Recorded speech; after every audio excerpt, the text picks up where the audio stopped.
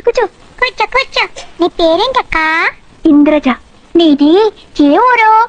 అమరావతి. ఓహో, అమరావతి. అది గుంటూరు జిల్లా ఘాడు సరుకు అనమాట. మాది అంబరాను ఉన్న అమరావతి నగరం. నా జనకుడు ఇంద్రుడు. ఏంటి మేటమా మళ్ళీ ఆ కూతుకు నీ జనకుడు ఇంద్రుడా? అవును మానవా, స్వర్గాధిపతి ఇంద్రుడు.